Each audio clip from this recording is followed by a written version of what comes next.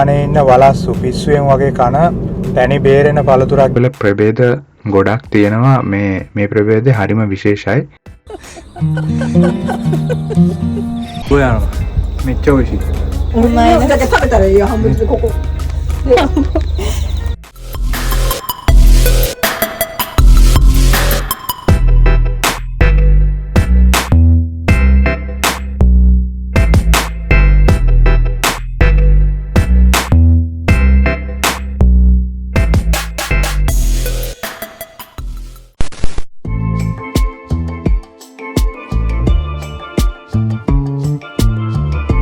Hello කට්ටියටම කොහමද? ඔන්න ඉතින් අදත් අලුත් vlog එකක් අරගෙන ආවා. ජපානයේ විශේෂ කෑමක්. ඒ වගේම විශේෂ පළතුරක් ගැන තමයි අද කතා කරන්න කියලා බැලුවේ. ජපානයේ ඉන්න වලස්සු පිස්සුවෙන් වගේ කන පැණි බේරෙන පළතුරක් ගැන සහ ජපානයේ ජනප්‍රිය කෑමක් ටෙම්පුරා ගැන තමයි අද vlog එක අපි ගේන්නේ. ඉතින් මම අද ඔයාලට vlog එක අරගෙන එන්නේ අපේ හිතවත් ජපාන් ෆැමිලි එකේ ගෙදර ඉඳන්. ඉතින් එයාලත් එක්කම එකතු වෙලා අපි මේ සාම්ප්‍රදායික කෑම කාලා රස විඳලා බලමු. ඉතින් වෙනද වගේම එකතු වෙන්න කියලා ආරාධනා කරනවා අද vlog එකත් එක්ක. I know you told your friend you're not okay. ඔනිතේ ඔයගොල්ලන්ට මුලින්ම දකින්න පුළුවන් වෙන්නේ මම අර කලින් කියපු පළතුර. මේකට කියන්නේ පර්සිමම් කියලා. එහෙම නැත්නම් ජපාන් භාෂාවෙන් කියනවා කකි කියලා. කකි වල ප්‍රභේද ගොඩක් තියෙනවා. මේ ප්‍රභේදේ හරිම විශේෂයි. මොකද මේක සුපර් මාකට් වල ගන්න නෑ. මොකද මේක ප්‍රවාහනය කරන්න අපහසු නිසා. ඒ තරමට ඒකේ තියෙන පොත්ත හරිම වැඩි ඝනකම් නෑ. පොඩ්ඩ අල්ලපු ගමන් ඒ සිවිය කැඩිලා යනවා. ඒක නිසා ප්‍රවාහනය කරන්නේ නෑ. ඇතුලේ තනිකරම යුෂ ඒ කියන්නේ පැණි බේරෙන යුෂක් තියෙනවා. ඉතින් හරිම රසයි. පැණි බේරි කන්න තියෙන මේ කනකොටත් මේක සිවිය පරිස්සමින් ගලවලා තමයි කන්න තියෙන්නේ.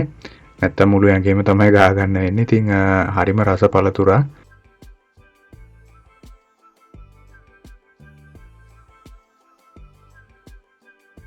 මම කලිනුත් කිව්වනේ මේ පළතුර කන්න තවත් විශේෂ කට්ටියක් ඉන්නවා. ඒ තමයි වලස්සු.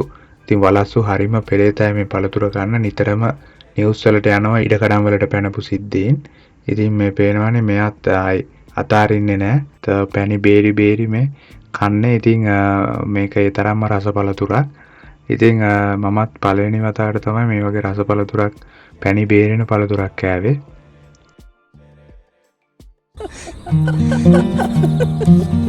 ඔයා මෙච්චර ඔයසි. お前だけ食べたらいいよ、半分でここ。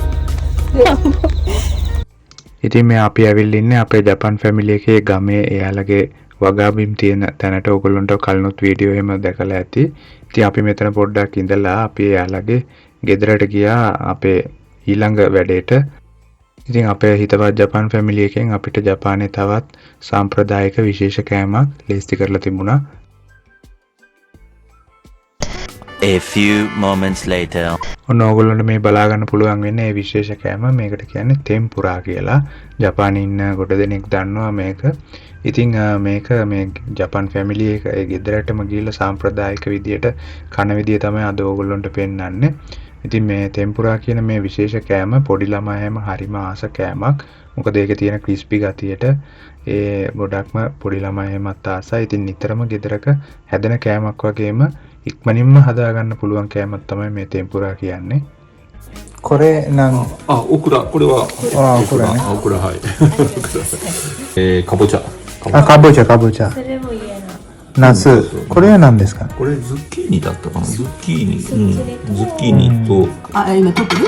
これがおそうめんなんだけど、おそうめんをこのつゆに入れて食べるんだけど、普通は冷たいの食べるんだけど、今日ちょっと麺をこれを汁をあったかく寒いかなと思って。 අපේ හිතවත් ජපාන් අංකලු ඇන්ටි මේ කෑම මේසෙට එයාලගේ කෑම ගන්න මේසෙට රෙඩි කරා. ඉතින් ජපානයේ ඔයගොල්ලෝ දැකලා ඇති ගොඩක් බිම වාඩි වෙලා ඒ සාම්ප්‍රදායික විදියට තමයි කෑම ගන්නෙ. මේ වගේ පොඩි මේස තමයි තියෙන්නේ. ඉතින් වැඩි උස නැහැ. බිම මට්ටමේම වගේ වාඩි වෙලා කෑම කන්න තියෙන. ඒ වගේම ඔයගොල්ලන්ට බලා ගන්න පුළුවන් නේද හරිම නීට් එකට මේ පිඟන් එහෙම ඒවට එක එක කෑමකට එක එක බඳුන් තියෙනවා. ඉතින් ඒ සෝයා සෝස් දාන්න වෙනම භාජනයක්. ඒ වගේම මේ හෂි තියලා තියෙන විදියත් හරිම විශේෂයි. එක පැත්තකට තියලා මේ සෝයා සෝස් දාලා තියෙන භාජනයේට එහා පැත්තෙන් තියෙන්නේ අපි ටෙම්පුරා දාගන්න පිඟාන. ඒ වගේම ඔයාලට දැක ගන්න පුළුවන් නූඩල්ස් එකක් තියෙනවා. මේකට කියන්නේ සෝමෙන් කියලා. සෝමෙන් නූඩල්ස් එක. ඉතින් මේක හරිම තුනී නූඩල්ස් එකක්. ඉතින් ඒකත් එක්ක තමයි මේ අපිට කන්න තියෙන්නේ. ඒක දාගන්න තියෙන මේ සූප් එකට දාගෙන තමයි කන්න තියෙන්නේ. අපි බලමු ටෙම්පුරා හදන්න මොන වගේ දේවල්ද ගන්න කියලා. සාමාන්‍ය එළවලු විදියට බණ්ඩක්කා, ඒ වගේම වට්ටක්කා, ඒ වගේම වම්බොටු වගේම අපිට පුළුවන් මාළු මිරිස් වගේ දේවල් ගන්න. ඒ වගේම අපිට වෙනත් දේවල් විදියට ඉස්සෝ එහෙම මේකට පාවිච්චි කරනවා. මොකද ඉක්මනින්ම බැද ගන්න පුළුවන් දේවල් තමයි එළවලු විදියට උනත් ගන්නෙ. දැන් මෙතන කැරට් ඔයගොල්ලන්ට වීඩියෝ එකේ දකින්න පුළුවන්. ඒ වුණාට කැරට් ගන්නෙ නෑ. මොකද කැරට් වගේ දේවල් ඉක්මනට තෙලේ බැද ගන්න අමාරු නිසා. මේක අපි බැටර් එකක් හදා ගන්නවා. බැටර් එක හදා ගන්න ටෙම්පුරා පවුඩර් කියලා වෙනම ගන්නත් පුළුවන්. නැත්නම් පාන් පිටි කප් එකක් වගේ. ඊට පස්සේ කෝන් පවුඩර් හැඳි දෙකක් වගේ දාලා ඊට පස්සේ බේකින් පවුඩර් හැඳි භාගයක් වගේ අපි එකතු කරලා ඊට පස්සේ ඒකට අයිස් වතුර සහ බිත්තර විකල්ප විදියට භාවිතා කරනවා. ඒ ප්‍රමාණය අනුව එකතු කරලා කලවම් කරගන්න ඕන. ඊට පස්සේ බැටර් එක අපි හදාගෙන ඒකට අර ඉස්සෝ සහ අපි කලින් කියපු එළවලු වර්ග දවටලා ඊට පස්සේ තෙලේ බැද ගන්න තියෙන්නේ. මේ තෙලට සෙල්සියස් අංශක 170ත් 180ත් අතර ප්‍රමාණයක් තමයි රස්නය ඒ ධාරිතාවය තමයි තියෙන්න ඕන. ඉතින් ඒකෙන් අපිට රන්වන් පාට මේ ප්‍රමාණයට මේව බැද ගන්න පුළුවන්. ඒකේදී ක්‍රිස්පි ගතියත් ඒ අණුව ඒ අපි දාන වතුර ප්‍රමාණය අනුව සහ ඒවත් එක වෙනස් වෙන්න පුළුවන්. මේකින්ද ඒ ප්‍රමාණයට දාලා බැදගෙන ඊට පස්සේ මේකේ විශේෂම දේ තමයි ඊට පස්සේ අපි මේක කන විදිය. කලින් සඳහන් කර අර සෝයා සෝස් කියලා සෝයා සෝස් එක හදා ගන්නත් තව එකකට එකතු කරගන්න වෙනවා දශි කියලා. ඒකේ හැඳි භාගයක්. ඒ වගේම සෝයා සෝස් හැඳි දෙකක්. ඒ වගේම මිරින් හැඳි දෙකක්. ඒ වගේම සීනි හැන්දක් වගේ එකතු කරගන්න අවශ්‍ය වෙනවා. ඒකෙන් තමයි අර තවරගෙන කන මේ සෝස් එක අපි හදාගන්නේ. これなんていうね、醤油？つゆだしと醤油か。だしと醤油。奈良県。もうね、冷めるとこれにおそうめん。これわかる？この前橋根さんといた時に買った器か。小島の繊維祭りで買ったやつか。これ入れてまあちょっと。ありがとうございます。お疲れ様。一人部分がこれでおそうめんを俺こっちそっちでいいからおそうめん教えるほどでもわからんじゃろ。これを箸でこれで次のシーダーこれでもう一人分ずつこれ入れればいいのかな。ここにごちょんと入れてもっと入れる。ඉතින් අපේ ජපාන් අංකලේ ඇන්ටි සෝමෙන් කියන නූඩල්ස් එක කන විදිය කියලා දුන්නා. මේකත් හරිම විශේෂිත නූඩල්ස් එකක්. ජපානයේ නූඩල්ස් වර්ග ගොඩක් තියෙනවා විවිධ නම් වලින්. මේ මෙන් කියලා කියන්නේ නූඩල්ස් වලට ජපාන් වලින්. මේ සෝමෙන් කියන නූඩල්ස් එක තමයි මේ. ありがとうございます。ちょっと待って。まあ僕食べたらこう一人分はだからこれでするからいいから。足でかけてやん。これをこれをこうここの中に入れて、で天ぷらはこのまま食べて、ちょっとこれにちょっとつけてつけて食べる方がいいかな。普通塩とかで塩で食べる人もいれば塩で、はい。ちょっと柚子みたいなのつけて食べる人もいるし、何かつけるかな。これはめんつゆのつゆでつけて食べてもいいし、何でつけてもいいんだけど。つゆとかこれね。これもいいし。このまま食べてもいいし、それをつけて食べて。そんな感じで。ありがとうございます。で、みんなと一緒に。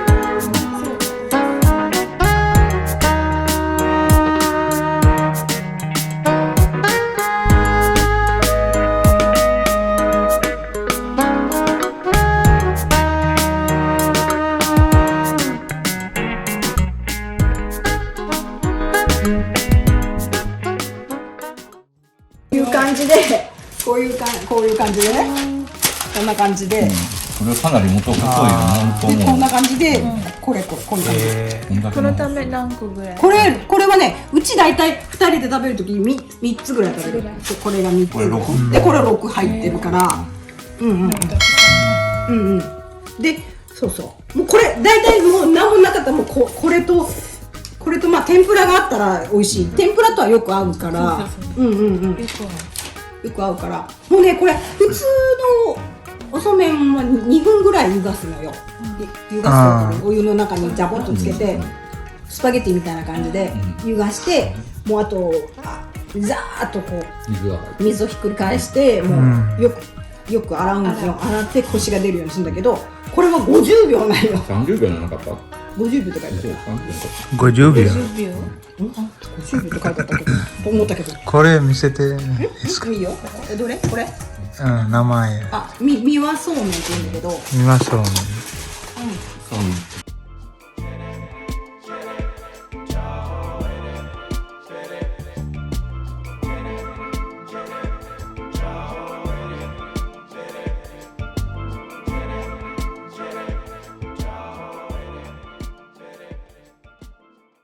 これじゃがいも。これはじゃがいもと、私はいつももうオリジナルでわかめを入れるんよ。わかめを入れるんよ。きゅうりとほうれんとも。美味しいですね。あれはもうちょっと辛かった。ウインナー入ってるウインナー入ってる。これウインナーでしょ。ウインナーとソーセージか。そうそう。ウインナーときゅうりとわかめとでマヨネーズで和えてる。ちょっと最初湯がすときにこの塩加減がちょっときつかったから辛いと思う。ごめん。これはね、もう今ザザッとしたシーチキンと卵と炒めたやつ。ちょっと上にチーズが乗ってるけど、よかったら取って。ありがとう。それ作ってこれ食べた嬉しい。ありがとうございます。できないかな、やっぱりこう。ඉතින් ජපානයේ කෑම හරිම විවිධත්වයක් තියෙනවා. ඒ වගේම ඒ කන විදිහේ වලත් ගොඩක් වෙනස්කම් තියෙනවා. ඒකින්ද මේවා හරිම විශේෂයි. ටෙම්පුරා කියන කෑම පෘතුගීසීන්ගෙන් ආපු කෑමක් කියලා තමයි සඳහන් වෙන්නේ. ඒ වගේම මේ ජපාන් කෑමවල බෙදෙනවා වශකු යෝෂකු කියලා. වශකු කියලා කියන්නේ ජපානයේ සාම්ප්‍රදායික කෑම. ඒ වගේම යෝෂකු කියලා කියන්නේ ජපානයට පිටින් ආපු කෑම. අපි කියන්නේ චීනෙන් ආපු ඒ විදිහේ කෑම තමයි යෝෂකු කියලා කියන්නේ. ඉතින් අද vlog එක මෙහෙම තමයි අපි අවසන් වෙන්නේ. ඉතින් වෙනද වගේම vlog එකත් එක්ක එකතු වෙලා හිටපු යාළුවෝ සියලු දෙනාටම බොහොම ස්තුතියි. ඉතින් අලුත් vlog එකකින් ආපහු සෙට් වෙමු.